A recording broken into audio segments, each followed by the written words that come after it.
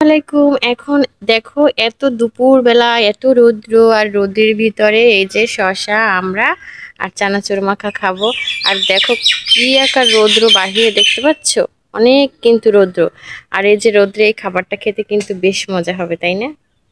আর এই দুপুরবেলা গাছ থেকে আব্বা কয়েকটা নারকেল পারলো, আমি নারকেলগুলা টুকিয়ে নিলাম। এই নারকেলগুলো দিয়ে পিঠা হবে। এখন গেলাম সবজি খেতে, আর সবজি খেতে গিয়ে দেখো আমি কয়েকটা ঢেঁড়স ছিঁড়ে নিলাম রান্না করার জন্য। বেশ কয়েকটা ঢেঁড়স পেয়েছি, এভাবেই কিন্তু আমাদের দিন কেটে যায়, বলতে পারো এক কথায় সবজি কেনা লাগে না বললেই চলে। যাই হোক, এখন এগুলো রান্না করার জন্য চলে যাব। দেখো এর ভিতর তো শুধু সবজি রান্না করলে হবে না, মাছও তো রান্না করতে হবে। আমি এই যে জাতীয় মাছ পাঙ্গাস মাছ নিয়ে নিলাম, এক কথায় জাতীয় মাছ পাঙ্গাস বলাই উচিত, কারণ জাতীয় মাছ ইলিশের যে দাম, এত টাকা দিয়ে ইলিশ মাছ খাওয়া স্বাদ থাকলেও সাধ্যের বাইরায়। যাই হোক, প্রতি মাসে একটা খাই কিনা সন্দেহ লাগে, তাই আজকে পাঙ্গাস মাছই রান্না করব।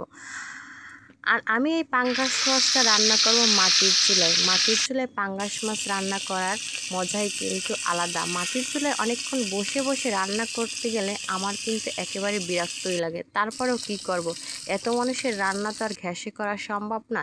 এদিকে দেখো ওই যে নারিকেল পাড়ছে বাবা, ওই নারিকেল দিয়ে কিন্তু এখানে তালের পিঠা হবে। এখানে চাউলের গুঁড়া, নারিকেল আর তাল আর মিঠা দিয়ে নানি এগুলো সুন্দর করে ভালোভাবে মাখিয়ে নিল। আমরা গ্রাম অঞ্চলের মানুষ, বরিশালের তাল পিঠা কিন্তু একটা ঐতিহ্যবাহী খাওয়ান। এই পিঠা আমাদের খেতে হবে। আমি বর্গে সুন্দর করে এই পিঠাটা লেফে দিয়ে তারপর বরফ দিয়ে ঢেকে দিলাম। আর এরকমের কিন্তু এই পিঠাটা খাওয়া খুবই মজা।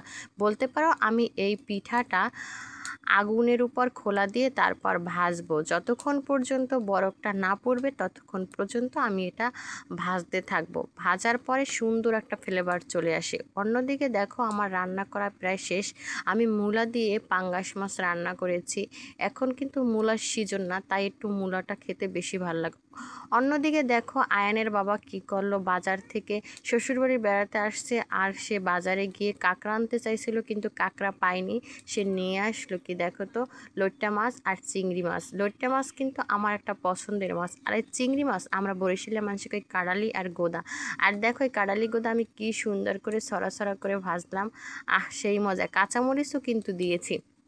অনেক দিন পরে এরকমের মাছ খাবো, আমার কিন্তু ব্যাপারটা খুব ভালোই লাগতেছে। সচরাচর এরকমের মাছ খাই না বললেই চলে, কারণ এই মাছগুলো পাওয়া যায় না, আর পাওয়া গেলেও এগুলার কিন্তু অনেক দাম।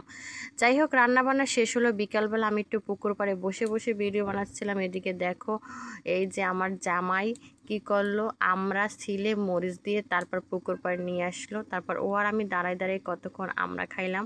আর এদিকে দেখো ওয়েদারটা কত সুন্দর, খোলা মানে মাঠের ওই পাশটায় একদম ধান রোপণ করছে। ভালো থাকো।